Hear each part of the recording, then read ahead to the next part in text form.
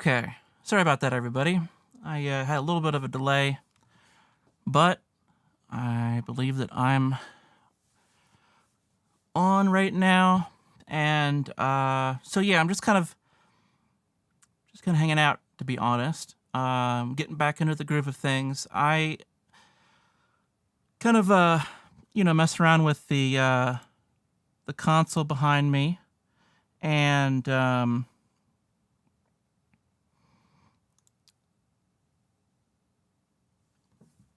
I figured it was a perfect time just to like say, you know what, we should be streaming this. So just make sure this is not going to pop on here.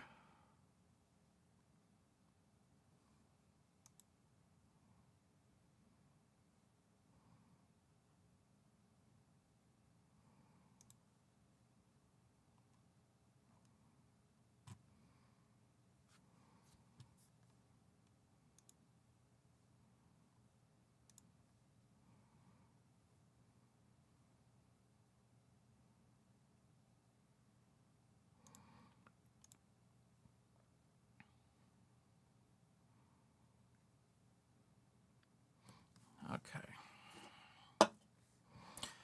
So yeah, hey Michael, hey Joe. Um so yeah, part of my theme is just getting over perfection, right? Like at some point you just got to go. You just got to say, you know what? Yeah. Yeah, Michael. Yep, I'm up and running. It specifies a time that the stream starts, and I'm like, is that actually like gonna go out to people? And then I didn't see any notifications, so yeah, sorry about that. I'm like, well, I don't know. Like, I guess I'll just gotta go back to the studio and start it up, and then there's like people waiting. So I didn't know that you guys would be waiting, but very cool that you're here. Yeah, just getting over perfection.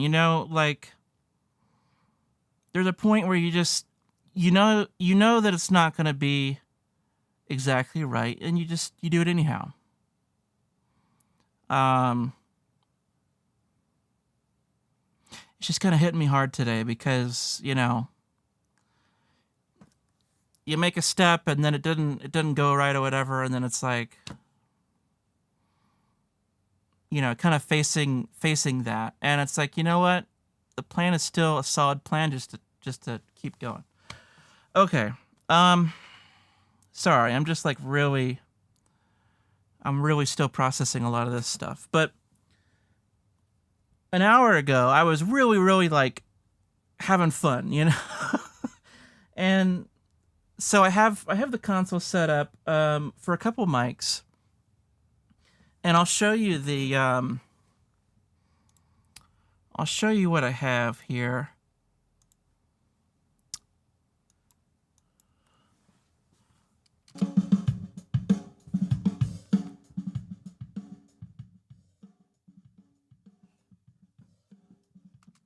Okay.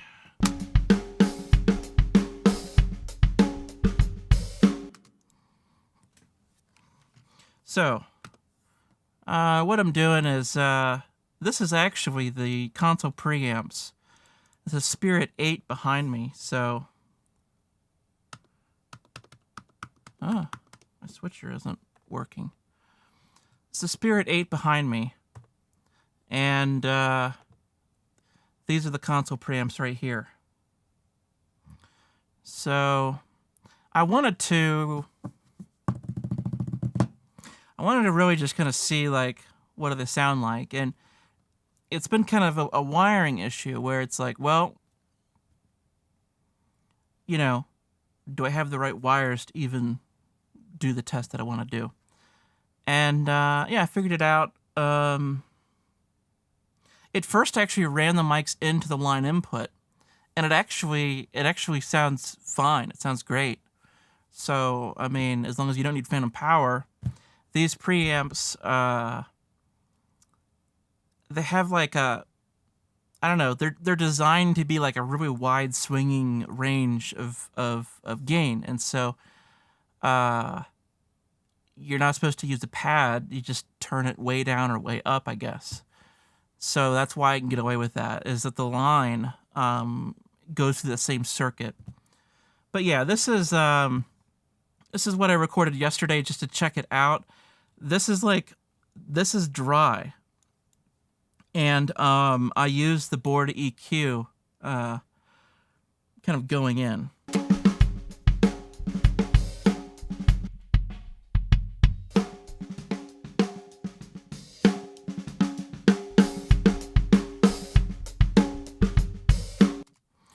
So I was just trying to, get used to these EQs and such.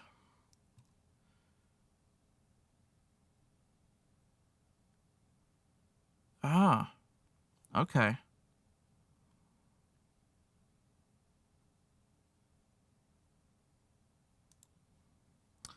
Well, sorry if there's 2 pages. I'll have to kind of look into that here.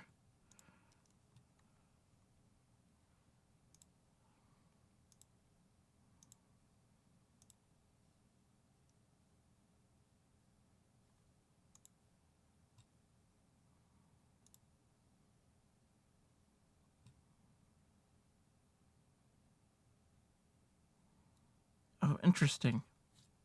Yeah, there is 2 pages. I'll take the one down.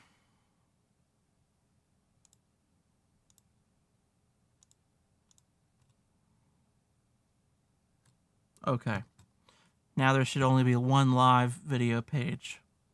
Cool.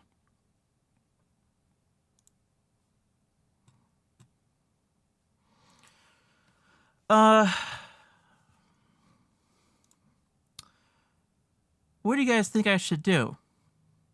You guys have any requests on what I should goof off with?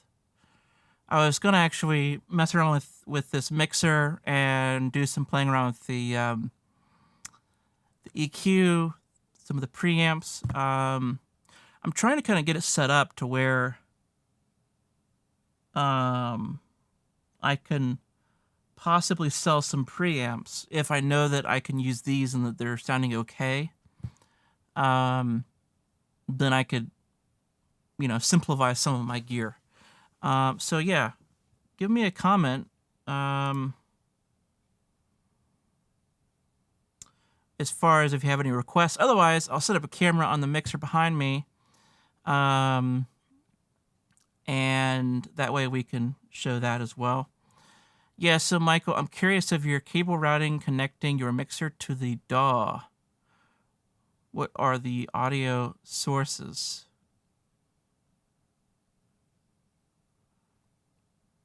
As far as like the audio sources for what? What I just played you, or as far as the cable routing, it just goes into the preamp. So the snake goes into the patch bay, and then from there I have an audio cable snake that goes into the preamps, and then I have a line level out that can go back in to the patch bay, and then from there I can specify by patching specific digital inputs into the interface. So that's how I can get it to a specific channel. Like here it's 13, 14, 15, 16. The last 4 is what I did. I should really relabel these. It's just confusing. This was what? Hi-hat and overhead.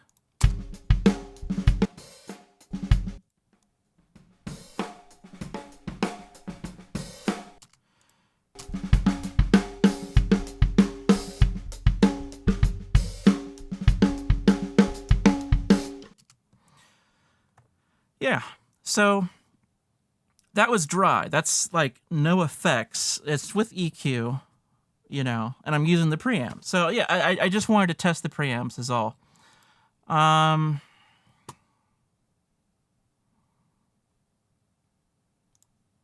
we go.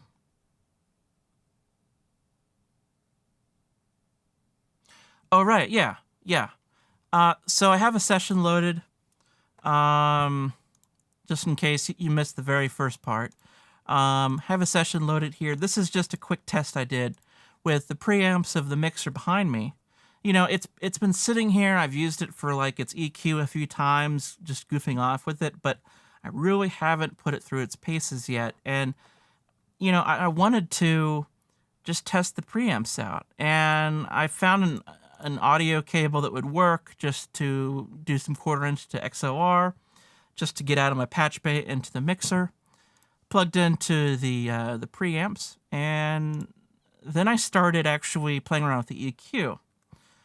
Now, as far as the EQ goes, and this goes with any hardware, is you know, I'm playing the drums, so I can't be in here manipulating the EQ. So what I do is I just do a quick recording, no EQ, nothing, you know, and I will play back almost like an effect, right? Like an outboard effect.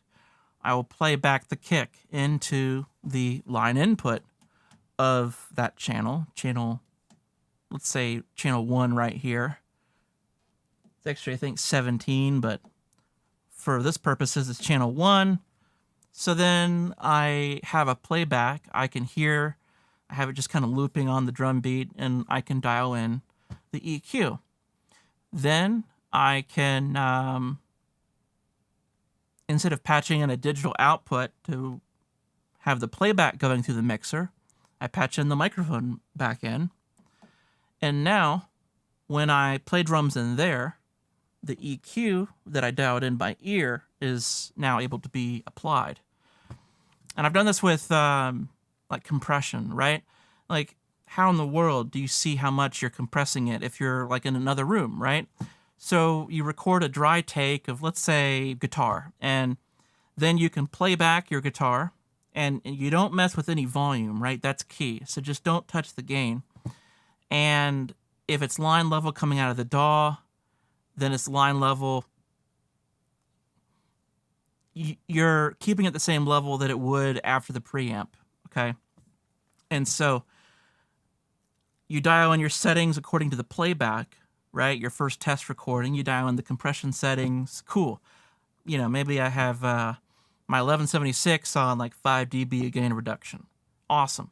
Okay. Now we're going to patch it in to the live recording signal path, and it'll be right after the preamp. So it'll be microphone, preamp, compressor that we have dialed in. And as long as we didn't mess with any of the gain in our first test recording, you know, it should be that the preamp gain is exactly the same, and we're able to compress on the way in, all just being one person. So yeah, that's a problem solver as far as just being one person that plays drums and does recording. You know, if you're like an online session player, right? My friend Christian Dorn, he has a very similar thing, and he has to set up like a remote rig, right? And but you know, if he wanted to dial in a compressor, he could do it through his playback on the test recording, and then without touching anything, you just patch in the out of the preamp right into the compressor, and it should be the same level.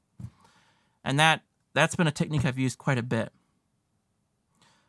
So let me check and see, check the chat here.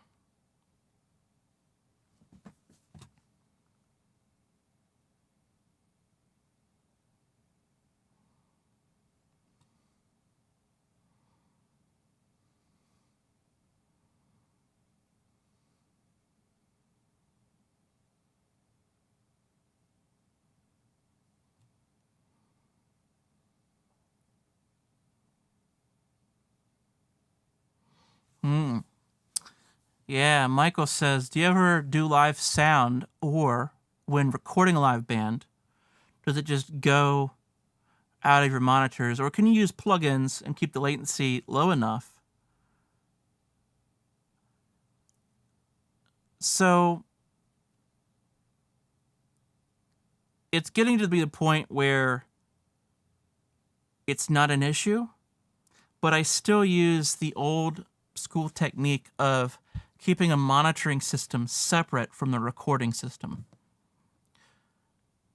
I guess in the, you know, early days of DAWs, you know, early 2000s, 2004, 2005 is when I really came on the scene, and it just was not possible to use the DAW and to send that out to headphones. There'd just be terrible latency. It just was worthless.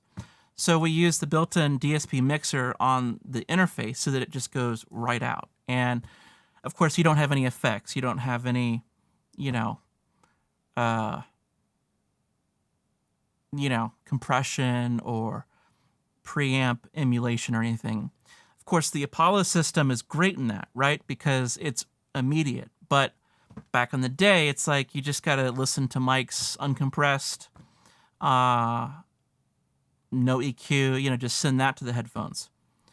And I guess back in the day, the reason why Pro Tools was so great is because there was no latency and you could do stuff like that where you have, you know, plugins running and stuff.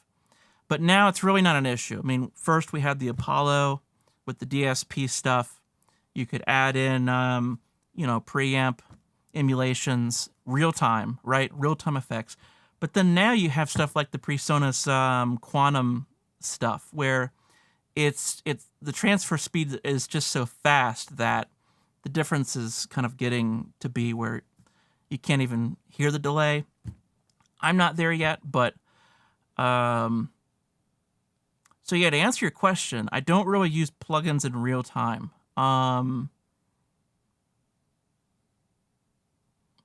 That is a great thing about Outboard is that you could, you know, you could have a compressed vocal track or whatever, but yeah, it's very hard to use software monitoring because it's just a load on the computer. So for me, I have a pretty big buffer, and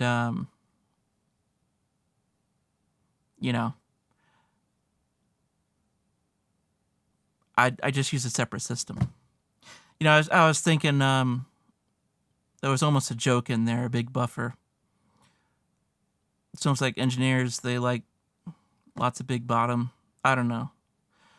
I'm sure there's a meme in there somewhere. But yeah, so let's go back to this here.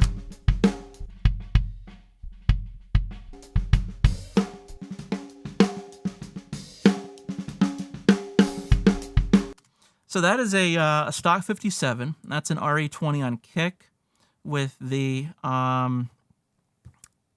Earthworks kick pad. It's a 12 dB pad, I believe, with a built-in EQ circuit, and then I have the EQ from that mixer. A little bit of a cut, you know, at 150, a boost at like 80 or something, and then a boost at 3 or 4 or 5K. I don't know, because it's just a knob, and I don't know the exact numbers, but I mean, so yeah, I'm trying it out, you know. I'm seeing if this is a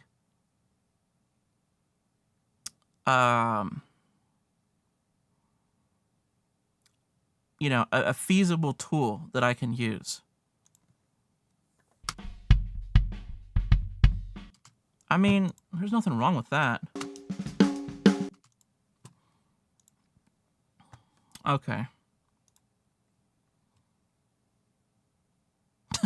A t-shirt. Yeah. Okay. Yeah. Yeah. You're welcome for Asa. Yeah. I'm glad I could inspire, right? You know, if I can come up with something that is cool and inspiring, awesome. Okay, I'm gonna set up a second camera here, and I'll be right back. And yeah, if you have any questions or whatever, let me know in the comments.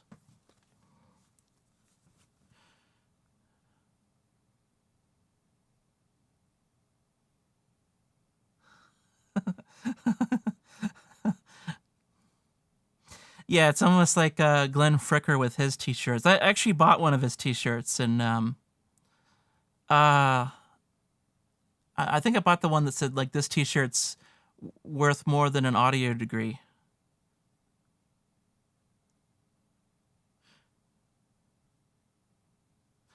Right. So okay, I'll have to play this before I set up the camera because I want you to hear this. The RE20 just by itself. Let me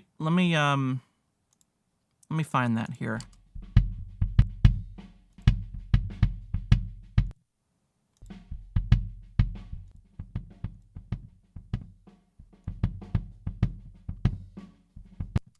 You know, that might be it there.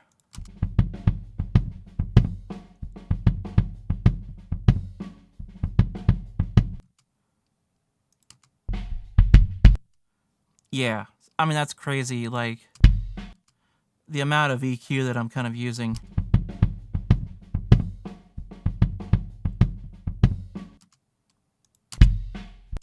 Yeah. So, okay, it's not really an RE20 on kick. I mean, that's like way different. But the kick pad, it kind of does a similar adjustment where it scoops out some of the honky mids that are kind of annoying on kick.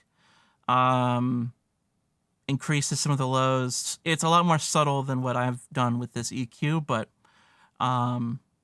yeah. Um, I'll have to feature this kick pad because I've actually just used it as like a effect. Like it's XOR, but if you just, you know, have some adapter cables, you could have it, you know, with basically 2/4 inch, and you could just use it as like an effect that you patch in, you know, out one, into one, out whatever, out nine, back in through nine, and so you can actually send signals through it to kind of use it as an EQ. Of course, you can't adjust anything, but it is a an EQ circuit that's built in. Um,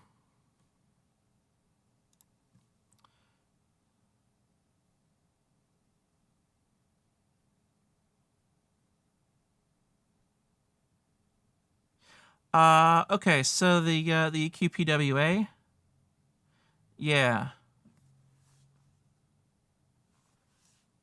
yeah. I still have one EQ PWA. You know, I just wanted to fund some different gear. Like I just realized I had almost a very like monochromatic collection of gear, and I just wanted to vary it up. So I have EQP-WA. I got the EQP-A by Audioscape. Um, so yeah. So I'm gonna flip on some lights.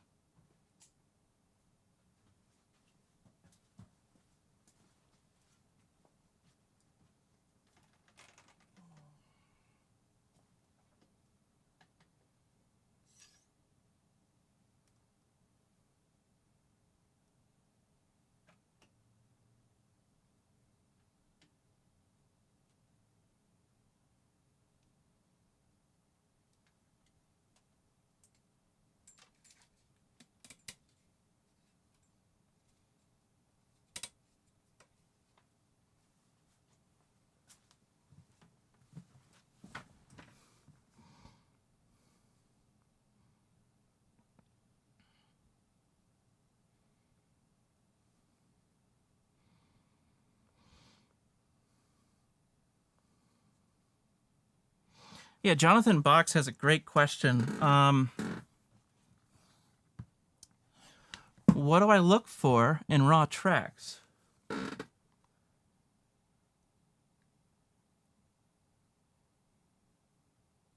Just focus this camera.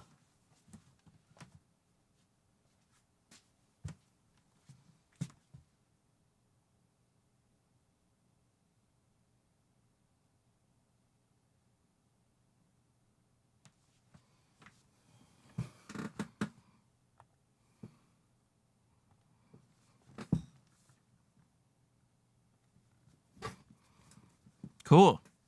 What do I look for in raw tracks? So when I'm recording drums, I guess we could start there. Um,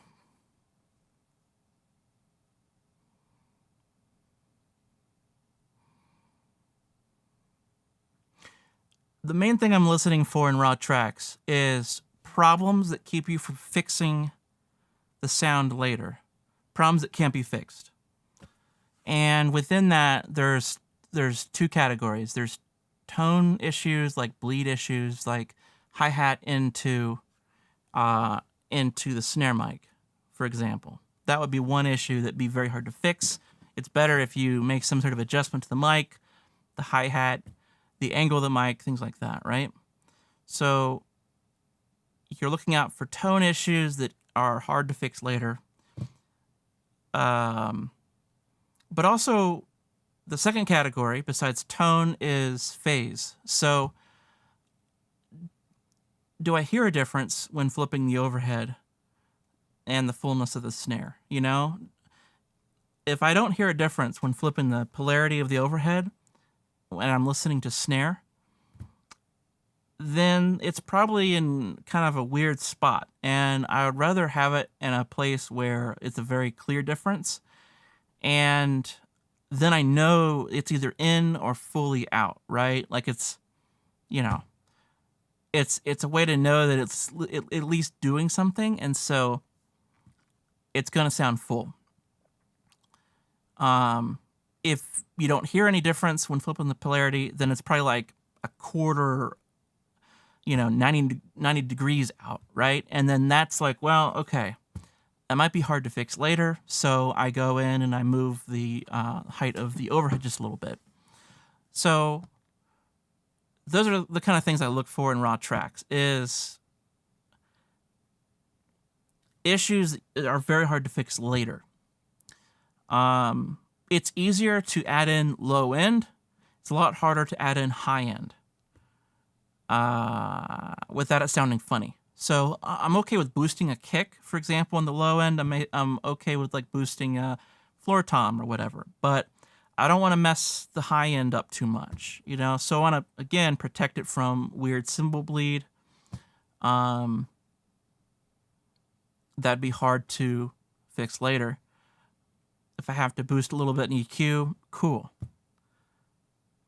A lot of it is taking a whole process and zooming way out and saying, okay, I'm in the middle of like a 5-step process. What is something I'm doing now that I'm going to hate myself for tomorrow? And if you can use the process of mixing to reflect on your previous recording job, then it starts to kind of become a learning process and a cycle for you. Then you start to reflect on mistakes you did, and you start to notice things and when they're a problem. Like cymbals on the room mic, for example, is a good one. It's easy to not spot it, right? And sometimes it's like, man, I wish I would have done something, like maybe a little bit of, I don't know, maybe a barrier in front of the room mic, or add some absorption in the room. Maybe there'd be a way to mitigate some of that. So yeah, there's things that are very hard to fix later, and you try to repeat this cycle of recording, mixing, and then reflecting, and then record again with that learned insight, and then mix again, and eventually you get really good at like knowing, that these tracks are going to be okay to mix, and they're going to be easy to mix. Same thing with like guitar, right? Electric guitar. I try to get the sound probably about 90% of the way there. Vocals, a good raw track on vocals, obviously like a minimum amount of plosives and those sorts of issues in the mic. Tone, like high-end tone. Sometimes a mic position is just terrible, and if you just move the mic even down, sometimes you get more clarity. If you have the mic too close to the vocalist, might not sound that good. It might need to be a little bit further away. Um, so you try to get about 90% of the way there, and then hopefully the next 10% is just done with EQ, compression, that sort of thing. Sibilance can be an issue with that, kind of hard to fix, and that can kind of be solved with positioning. Sometimes that's a mic choice thing.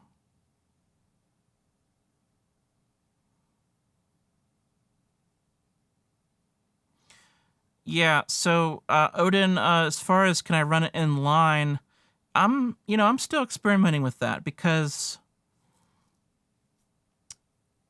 I have the mic pre, and I still have the line input, but I don't have it patched. So I guess technically it's not, but it is half normal. So I don't know. I still have to experiment with that because it's not exactly ideal for a studio in that regard, because it's like, be better if I could just switch off one input, turn on a different one, right? When I'm recording, use the mics. When I'm mixing, turn on the line inputs. Boom, there you go.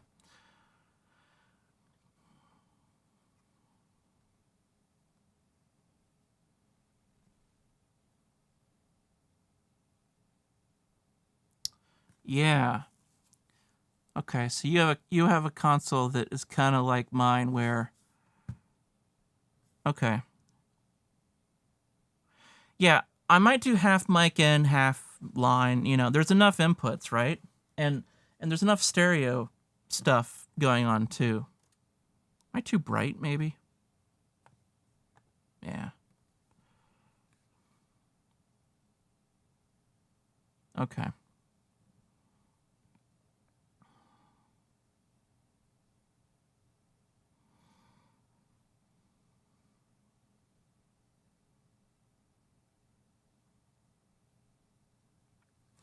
Okay, cool.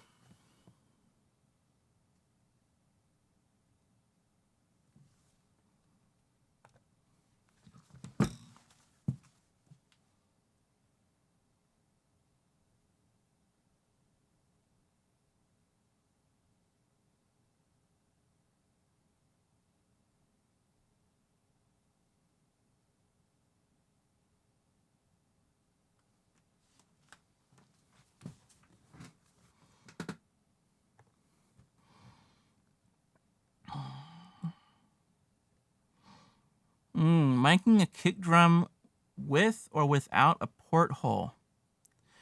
So until recently,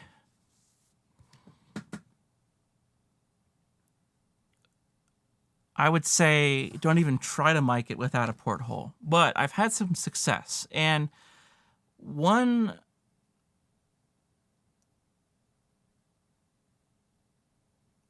technique that worked really well is to take two of the Soyuz bomblets, the 023, and use them equidistantly from the drum. So one in the front, one in the back, and flip the polarity on one, and it just sounded amazing.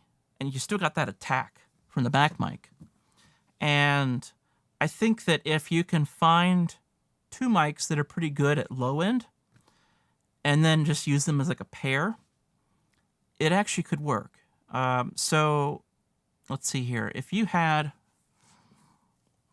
I don't know, I think in the past it was that I used a small diaphragm on the back, and it sounded terrible. Just terrible. And so I kind of just did some tests, filmed it, said, here's what it sounds like, and moved on. But I think with the right mic choice, and if it's paired, it sounds amazing, actually. You get lots of attack. You get punch. But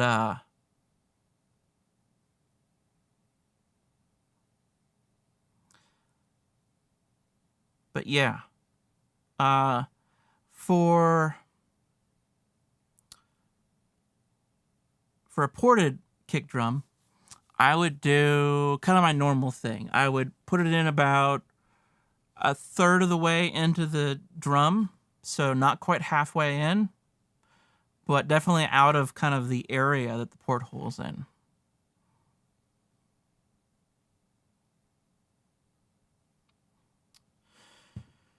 Yeah, a custom box could be perfect for that, I think. That would be super helpful. Even just like just basically a bunch of like toggle switches that you have mounted. That could probably solve that issue, I think. So.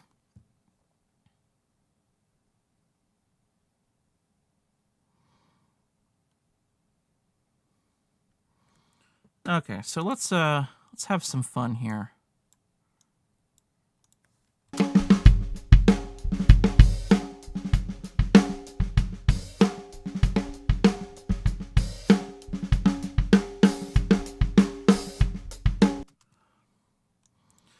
So I have 13, 14, 15, 16.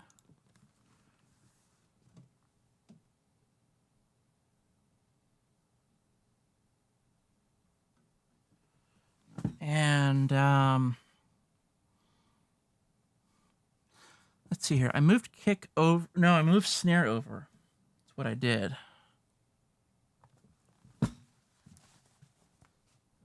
So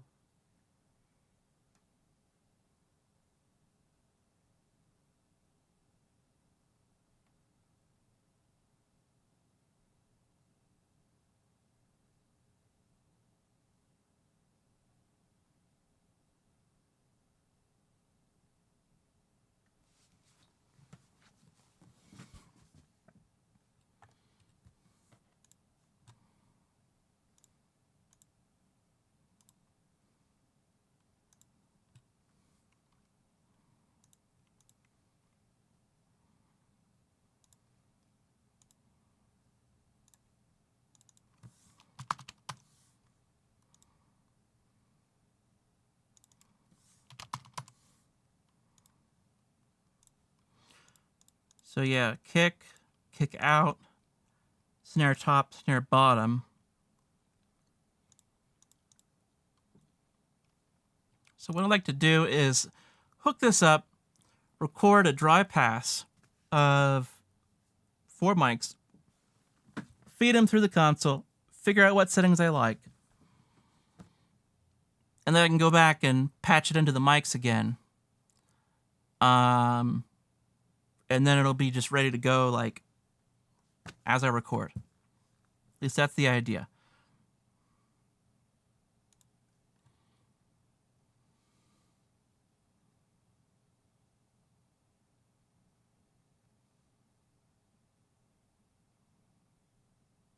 Okay, Timmy, so what I would do if you have no port on a kick drum is that I would go for the center of the drum, and I'd go about 6 inches out. Go for the center. If you go off center too much, you're going to get too much resonance and stuff. Go for more of the center. And you should be fine, as long as there's not too much cymbal bleed. You'd be surprised how good it could sound. If you get that right. So I think that's the trick. If you go for the center of the drum, you'll get more punch, as if you're in the drum. I think that's the trick.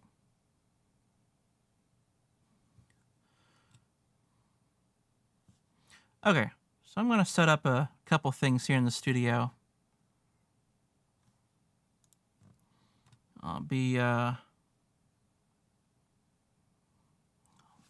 around, but I just got to set up a couple mics.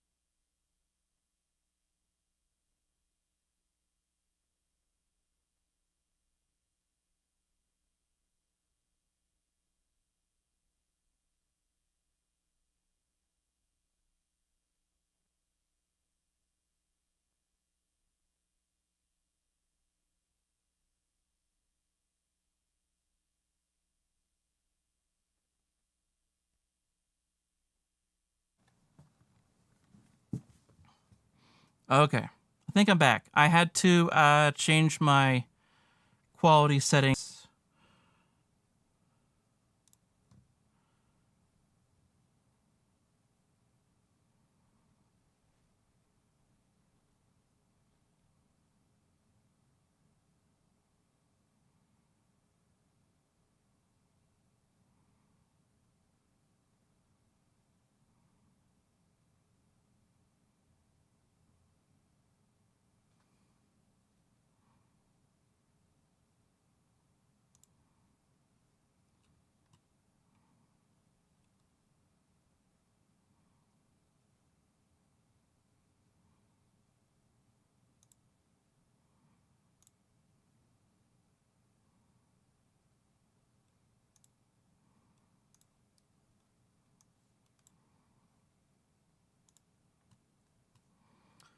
Okay, let's give it a shot here.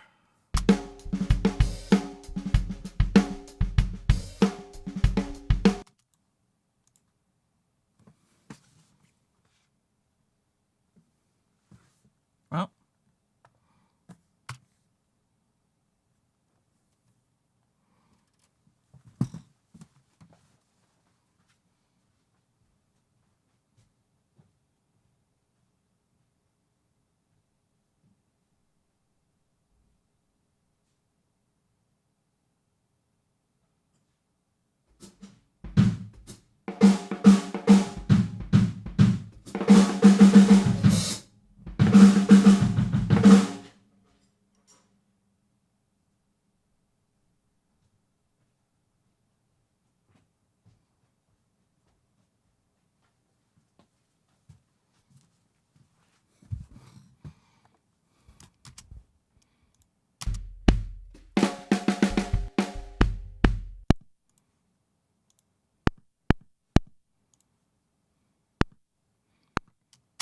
well, that didn't work.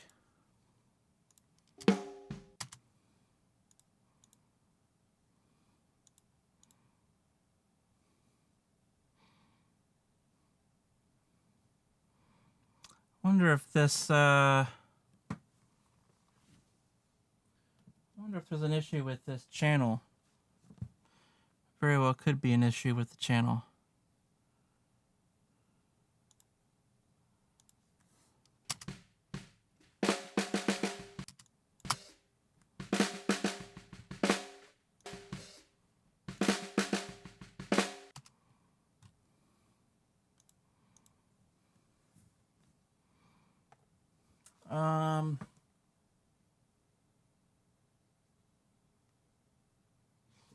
Just turn it way down.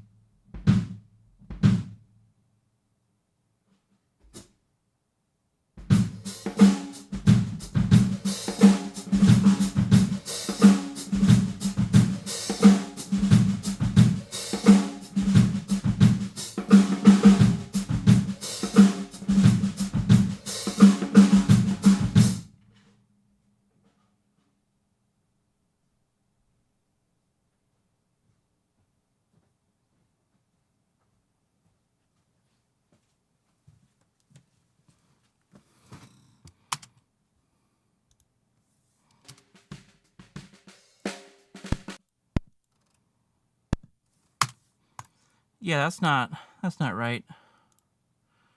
I don't know what's going on.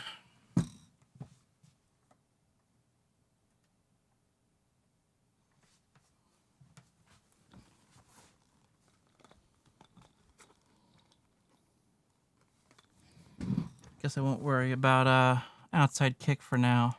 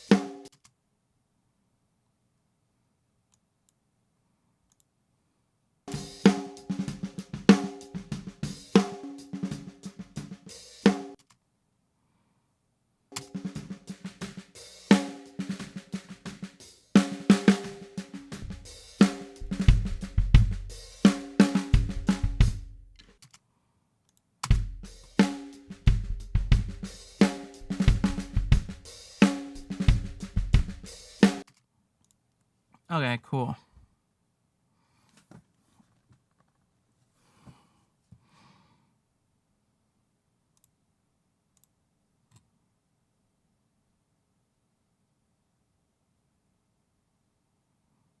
Hey, Sammy. Hey, Jab. Yeah, okay. So, really cool to, like, get in touch with you guys, you know? Like, some of you guys are just kind of popping in. That's super cool. Um, it's just a lot of fun to, like, to interact with people versus just putting out a video and then, like, 3 hours later, you see, like, a little comment and it's like, oh, yeah. You know, it's cool to actually, like, really interact with them. So, of course, if you call this interacting with people, um, be better if you guys were just here and hanging out. Okay, so I don't know what the deal is with this. It worked fine with the snare mic before, channel 2. So I don't know if it's a problem with the phantom power.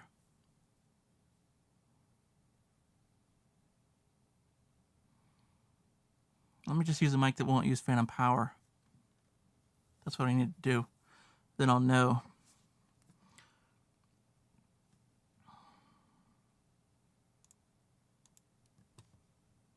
Hey, Alex. So, yeah, let me switch out the mic here.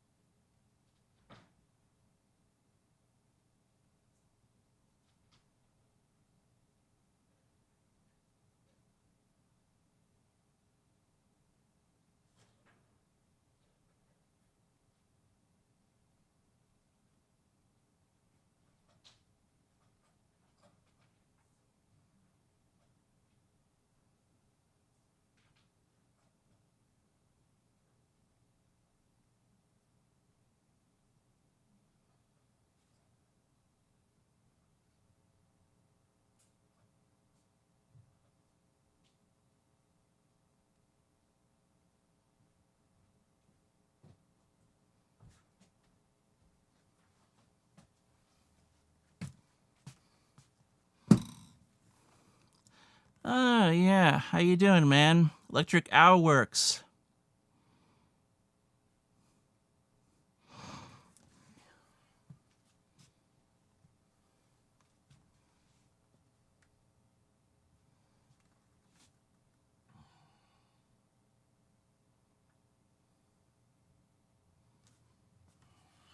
Okay.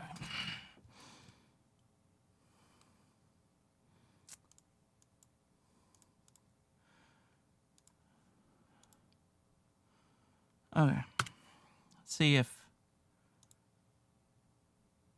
this fixes it.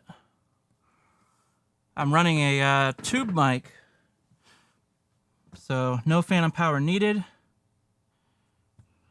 Let's see.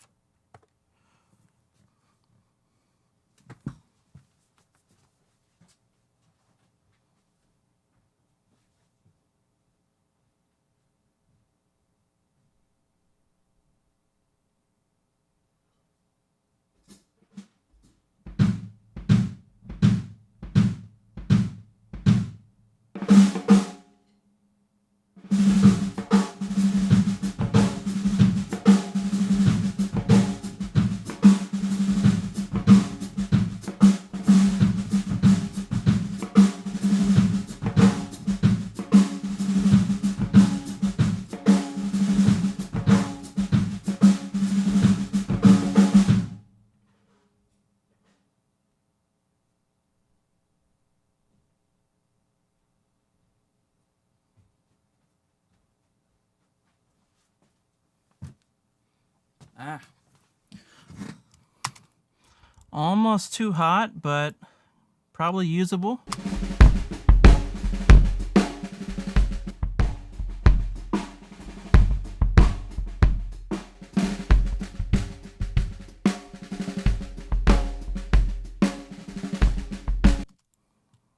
Wow. Okay, so I think it's clipping the pre a little bit.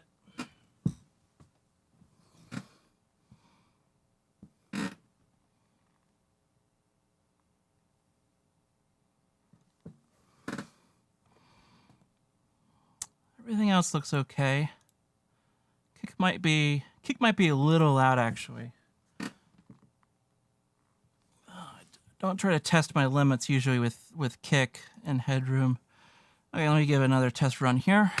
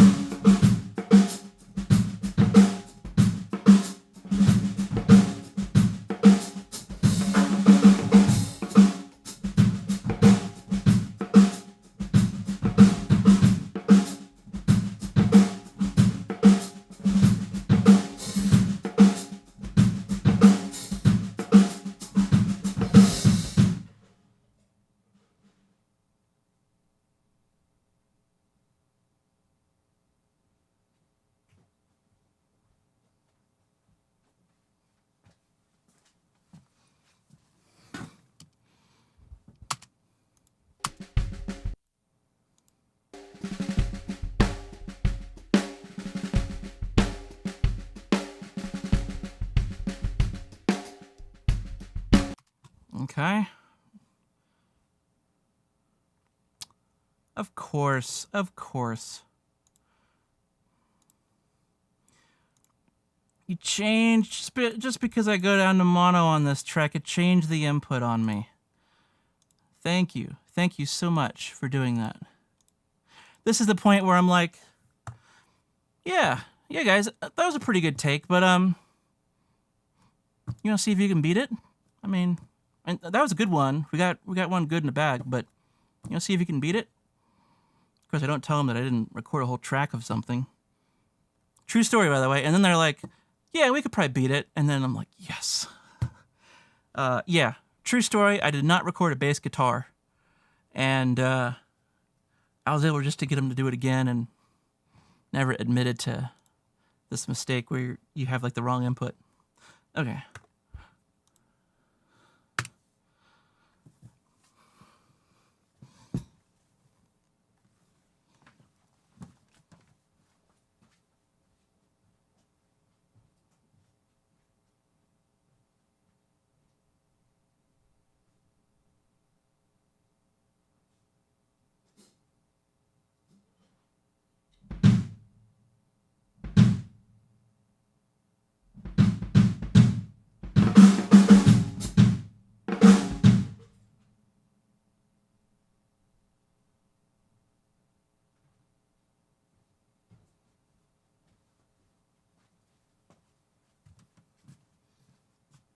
Turn it down a little bit more.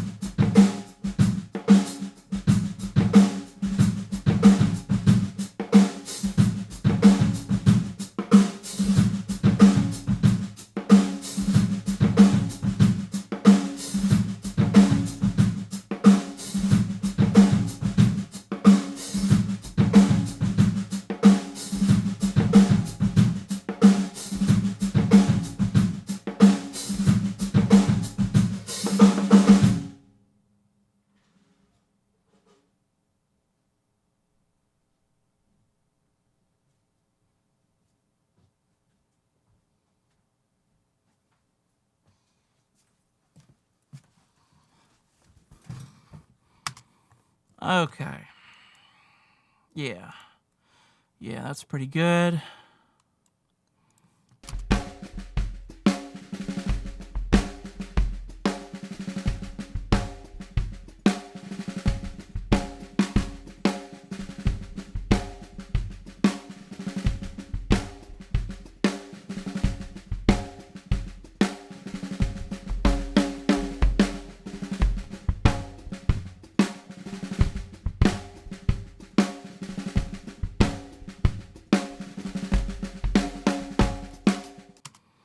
Yeah, I can't say that I really like the outside kick mic plus the inside. It's almost like too much low end.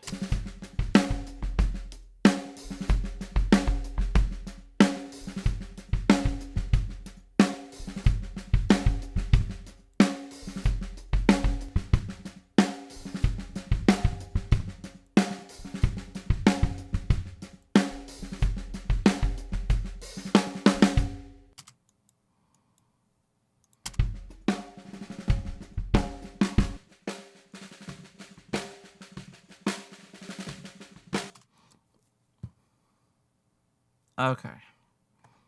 What are you guys talking about? Anything?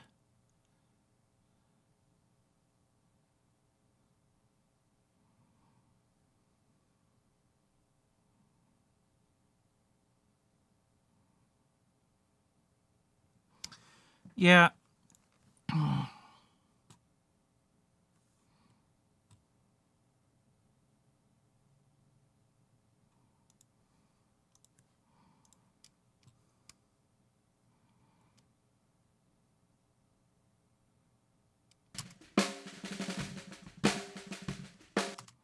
Okay. So let's take this this pipeline here. And let me see. Okay, yeah. So like, okay, so it's already going on 16 is like a microphone. So one less thing to have to redo later. So what I'll do is I'll patch instead of coming from the snake, it's a dynamic mic, no phantom. DAW out to line input.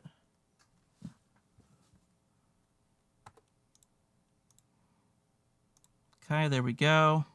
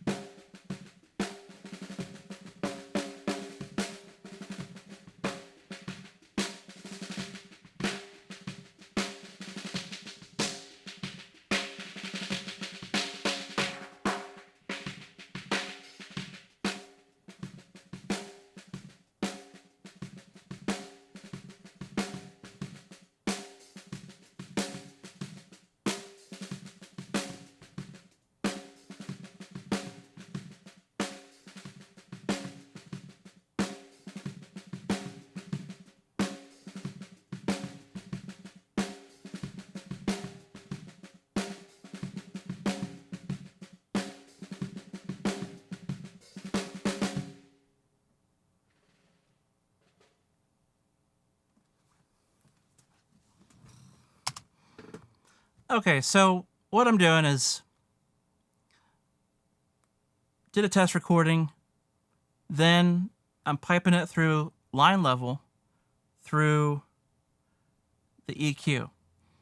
So I'm kind of learning what sounds good via a line level source. And then before I go back in and record the drums again, I'll patch the mic back into that same channel and I'll be good to go.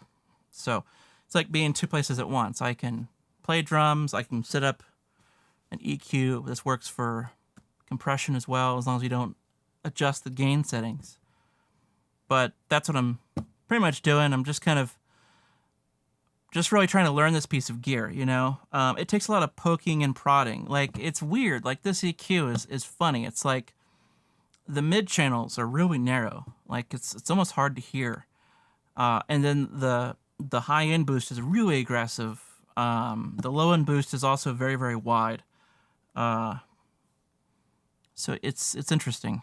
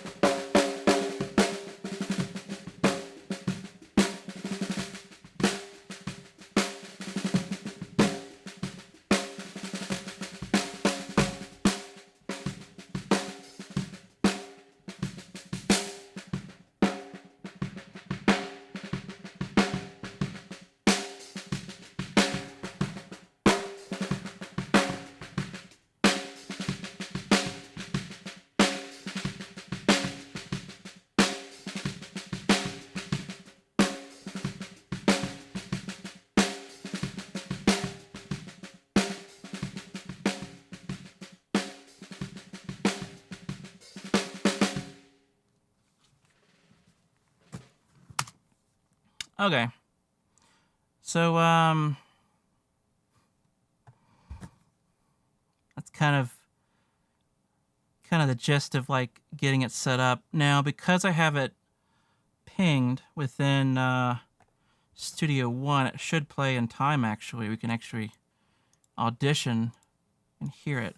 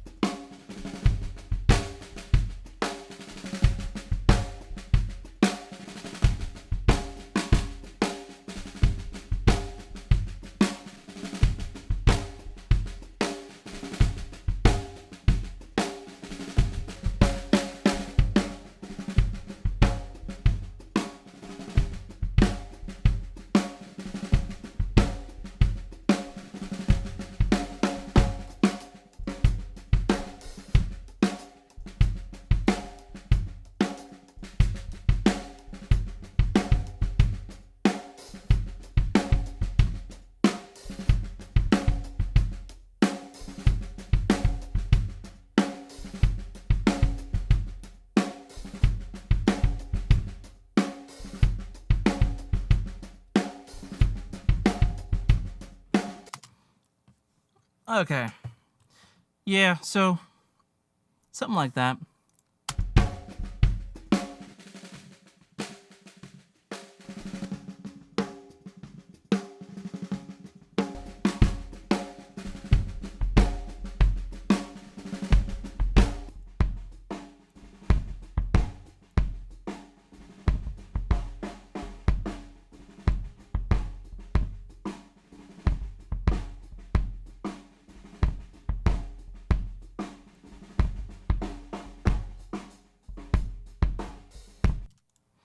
I think the pre's getting overdriven. Is what it is. It just can't handle it.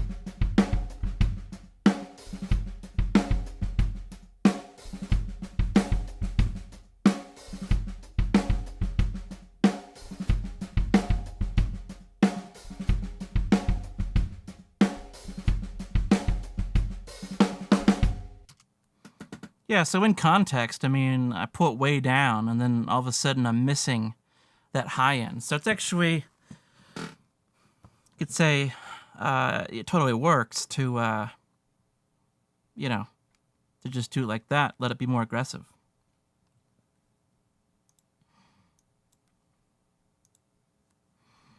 Okay, so then from here, just return this back to the microphone.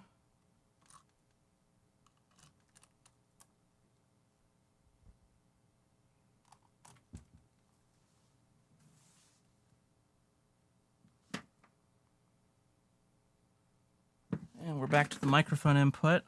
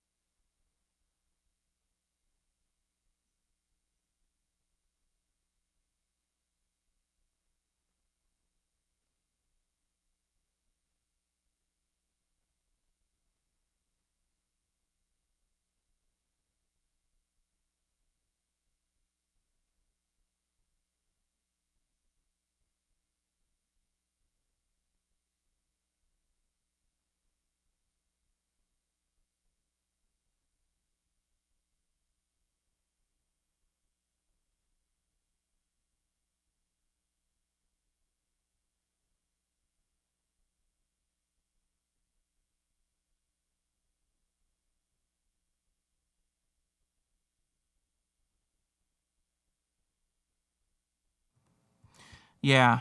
So I am reading the chat, but I'm reading it late.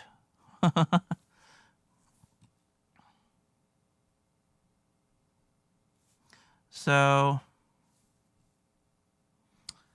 as far as the Soundcraft goes, it's a Spirit 8. It's a live sound kind of thing. It's not really made for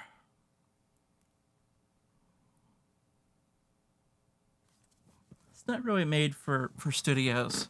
Yeah, I muted my mic because I was trying to get rid of the double thing when I was playing. I don't know if that helped or not. So yeah, I don't know if you heard double. I think that I have a couple of the mics on. Yeah, I got a couple of the mics on. Looks like. But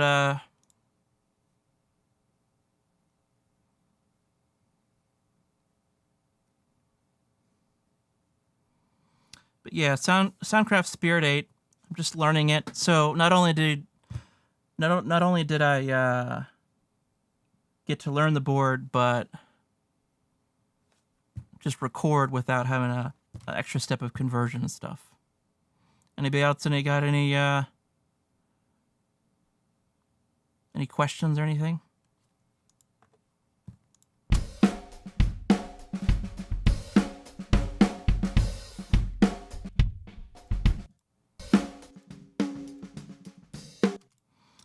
Yeah, I should try padding this mic. Let me see if that works.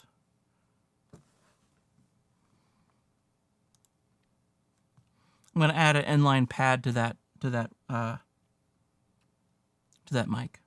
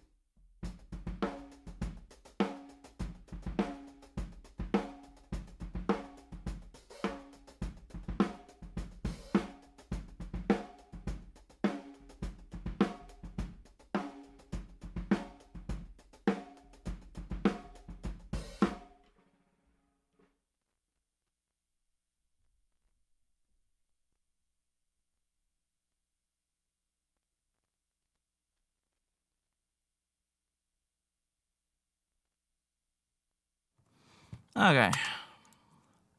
See how that fared.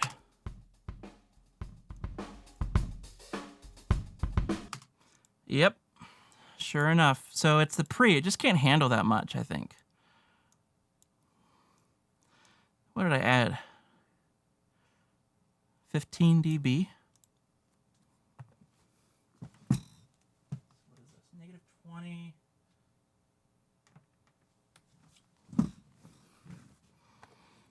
Okay, so I think that would be about right.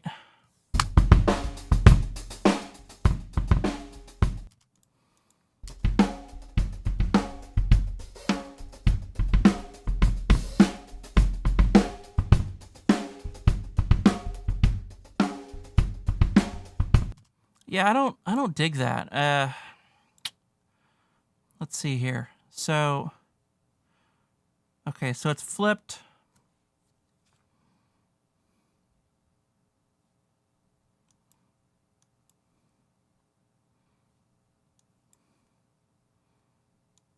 I mean, it's like really in phase, actually, if you just flip it.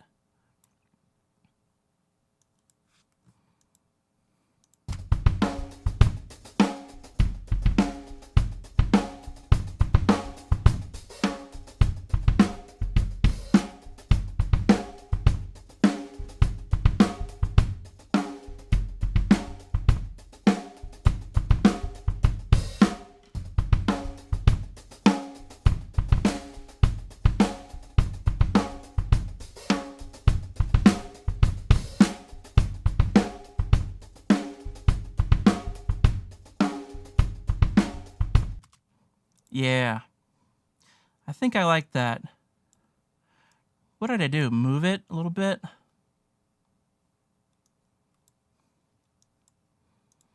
Wonder if I can scoot the mic back. I want to try 5 inches. I'm also going to add a little bit of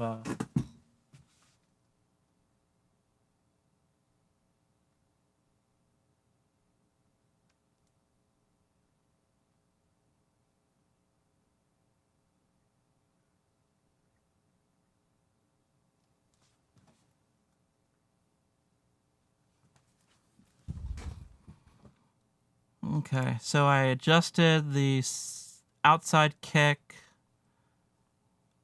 I'm going to move, yeah, I'm going to move the outside mic 5 inches more out, see if that matters.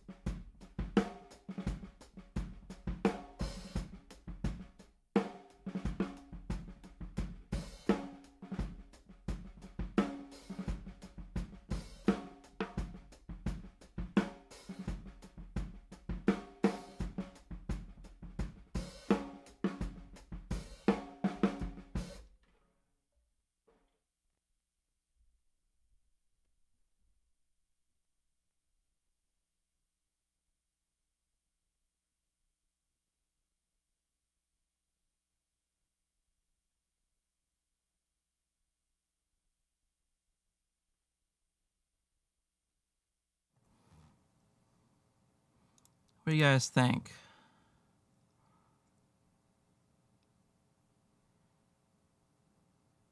No, I'm not doing anything with the mix tool.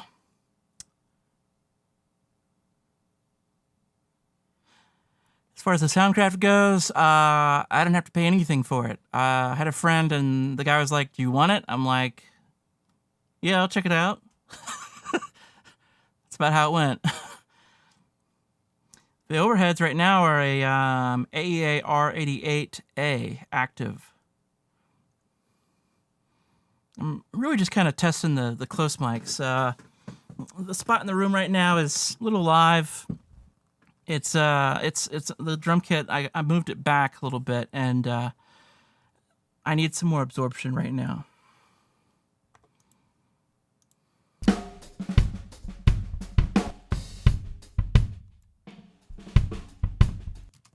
Yeah.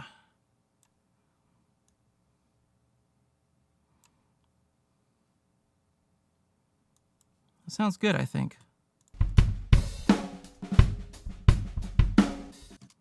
Oh, well, first of all, the gain is about right. I didn't have to adjust it. Second of all, I scooted the mic back a little bit, and let's see here. I'm flipping it. It's out of, well, no. Hold up a second. This is out of phase. This is right phase. So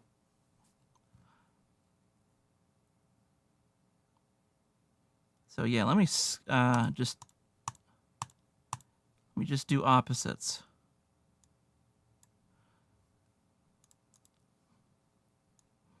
Okay.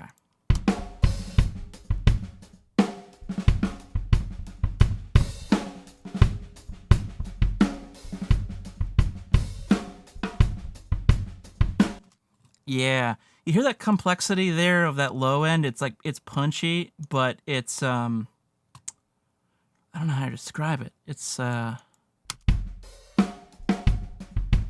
see that?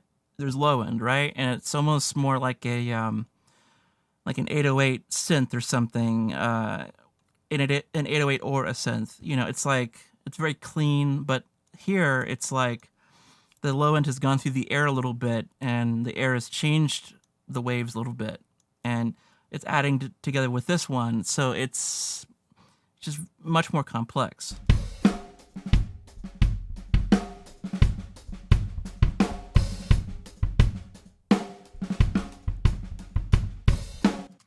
And I'm talking like real low stuff, like 40 hertz kind of stuff. It's like punchy, but it's there, and it's the kind of thing you'd hear like in a mix, when it's buried. Maybe not soloed, but when it's buried, you definitely notice it.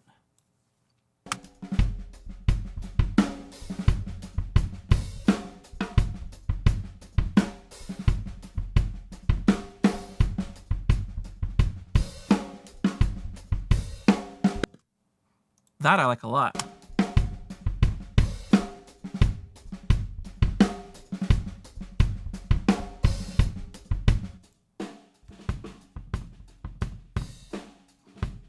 That's amazing, because you wouldn't expect that to do anything good for our drum sound.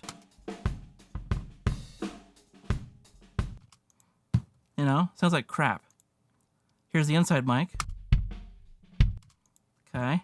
Now somehow this changes this in a way that's just really, really pleasing.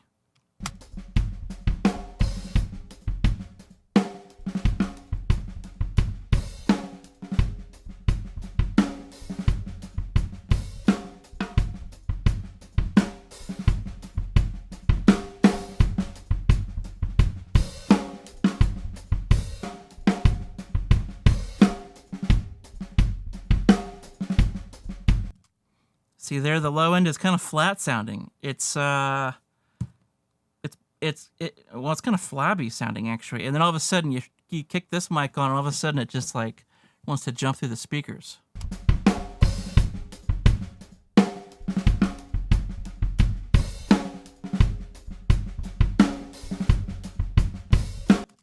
And this is the kind of thing that I've noticed when I use like a large diaphragm outside of the kick is it's a complexity thing. It's not like an obvious thing at first. If you just solo this, it's, like, what is that, right? Okay. Any questions or anything? Creamy, smooth, low end. Yes.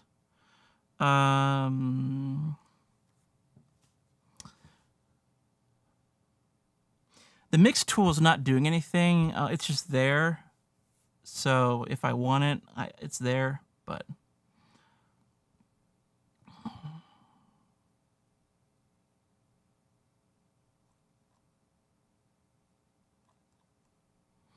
yeah, that's just it's mind-blowing to me how something that is like this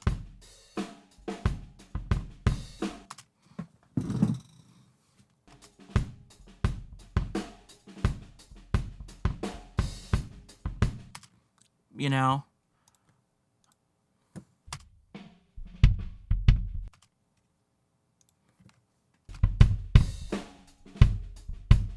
I mean, it just really just you know I don't get it, but it works. Okay, it sounds great.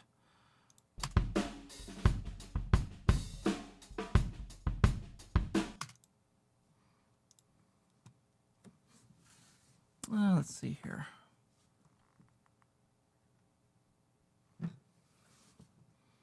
Wonder what would happen if I do that. Just take out some of those highs.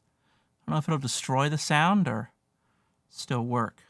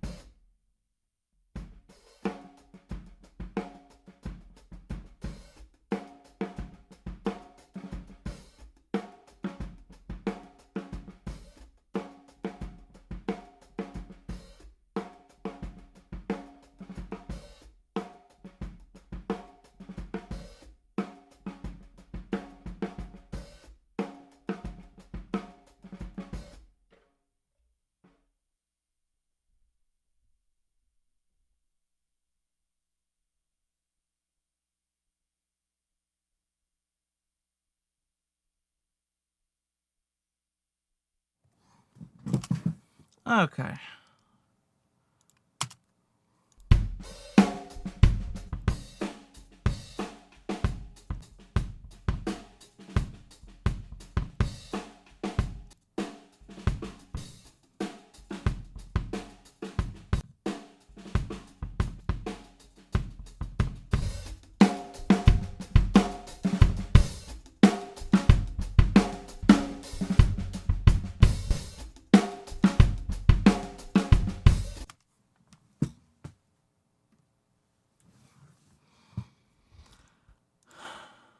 It'd help if I actually had the EQ on. There's a switch. The switch was not engaged. Let's try this again.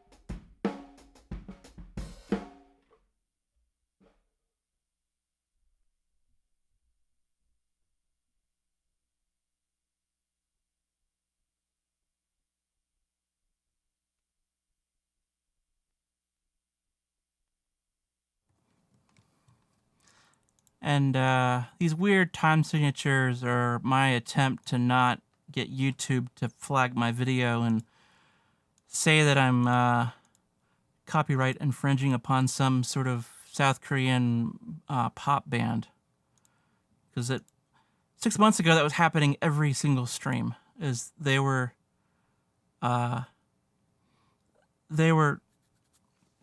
flagging each video and making all sorts of like claims every time I did a drum beat. So I don't know. Maybe I have to play in 7/8.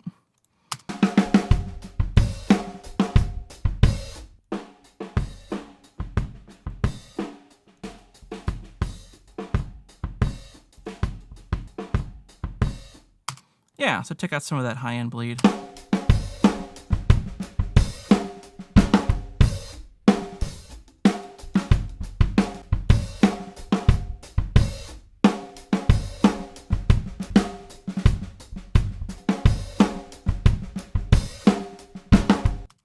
Yeah, whatever. So, yeah, take out some of the top-end bleed, I guess. So...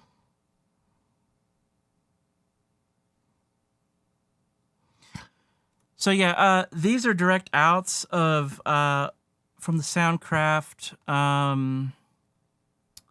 That's post EQ, but not post fader, and I can change that. If I open up the back, you can just barely reach in and adjust a jumper for each card, for each channel, and then you can have it post fader.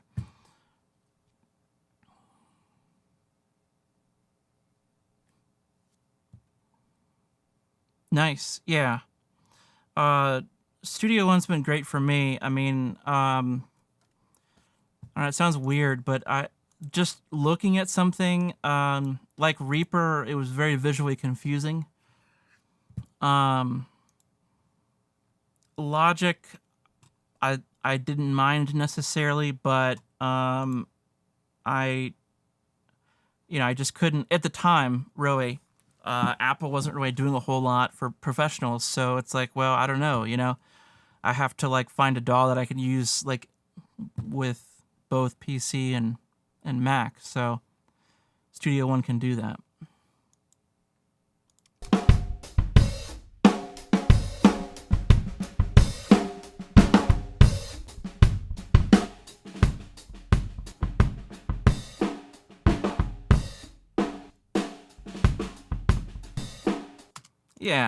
Yeah, something like that. I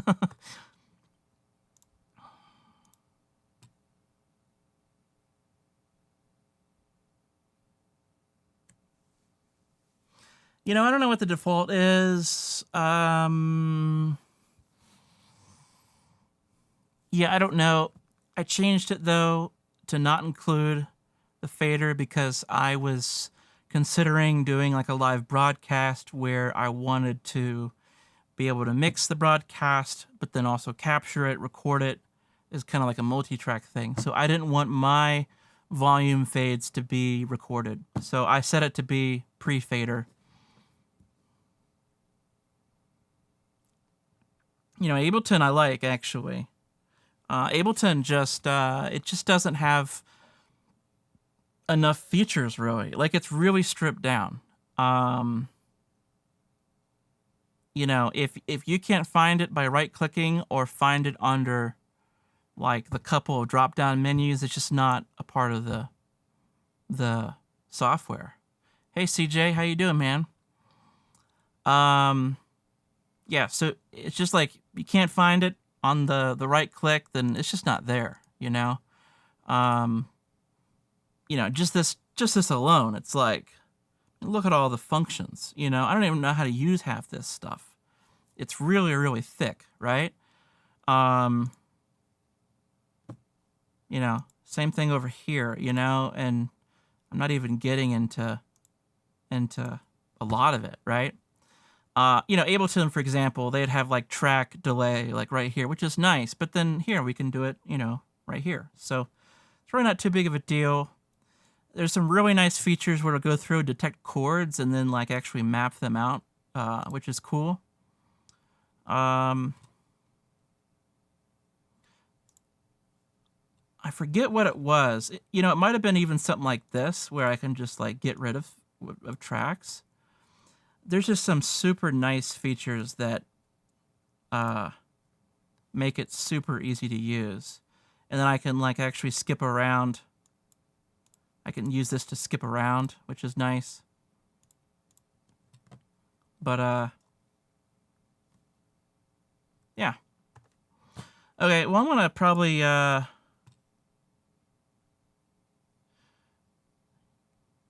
close out the stream here.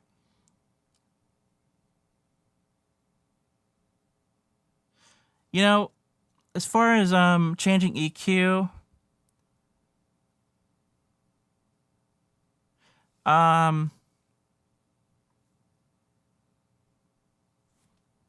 you know, the idea, if you kind of know, like, okay,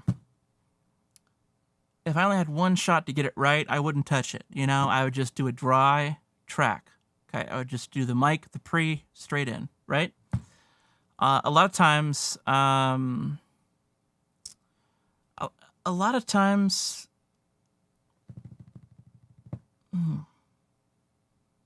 it's so hard to read the chat and explain something. So if I had to get it right, I just do it straight, right? Like no effects, nothing.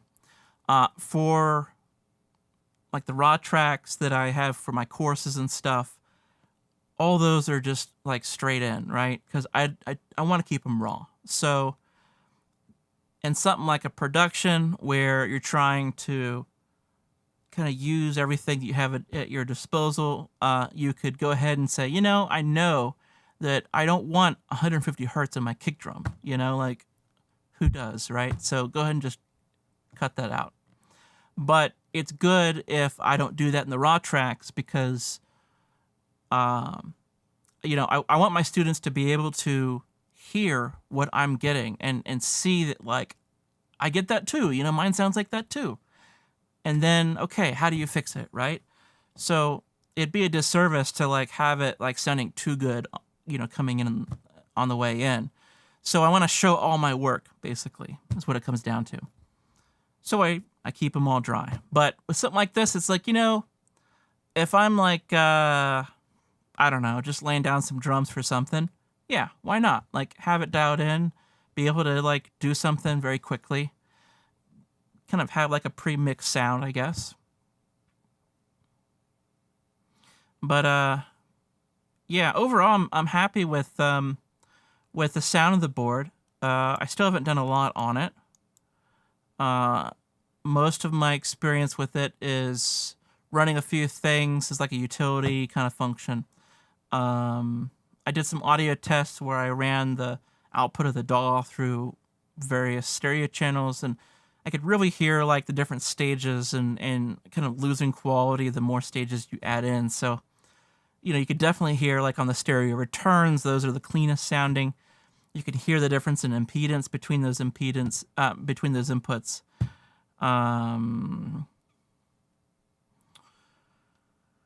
But yeah, I mean, you could use it for multi-tracking and monitoring and such. So I'm not quite at the point where I'm just gonna like stick it like in my desk quite yet, but I think I just might do it because why not?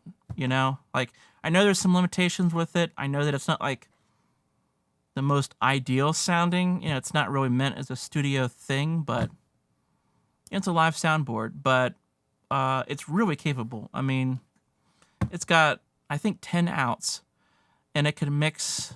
I want to say it's 56 channels, so I could take 56 channels from the DAW and mix them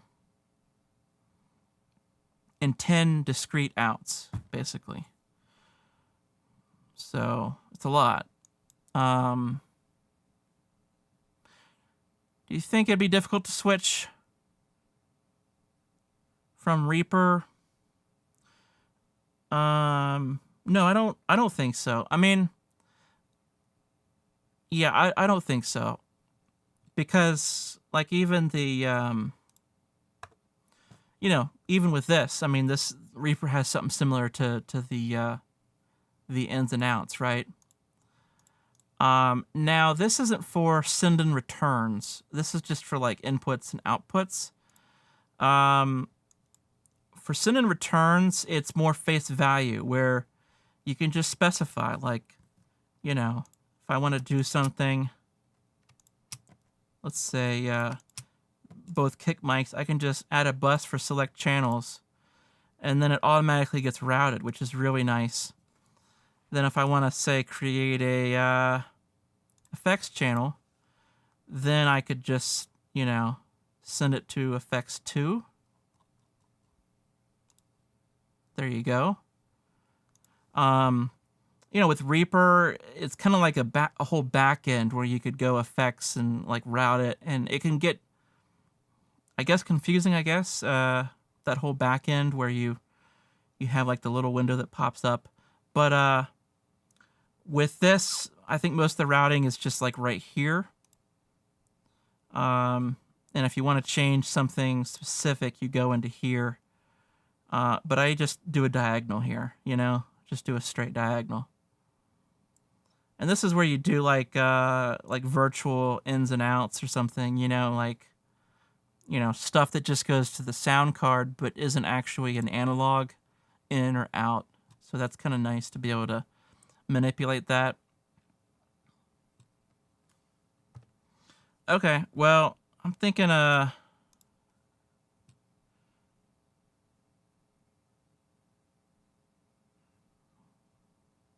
what?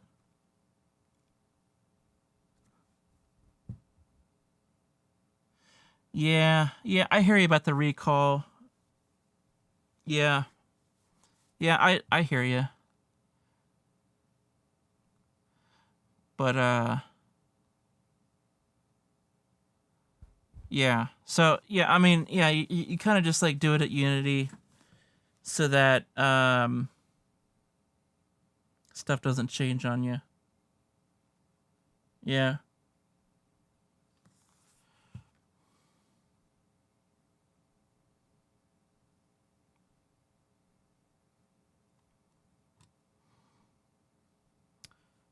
Let's see here.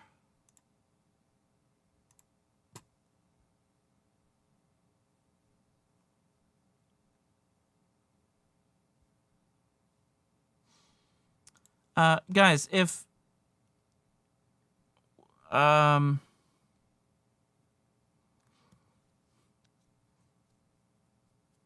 what time are you guys free? If I wanted to do this more often, what day and time is the best time for you guys? Because I know that like with me, I'd be busiest like Thursday, Friday night, Saturday, Sunday, like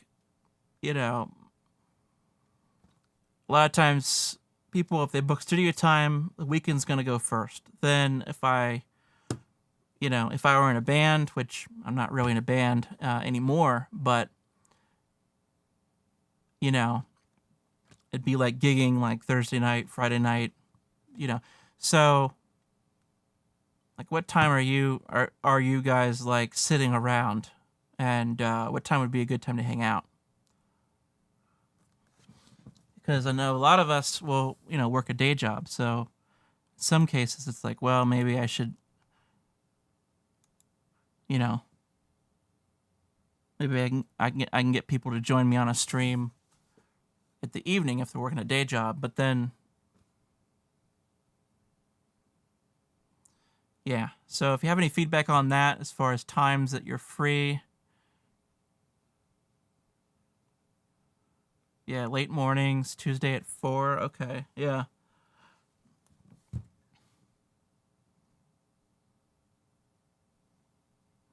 Yeah, I could probably do late mornings. Probably something I could do. Yeah, cool. Okay, well, I'm gonna close it out. But guys, it was super cool hanging out with you guys, and yeah, I'll be doing this more often. So, see ya.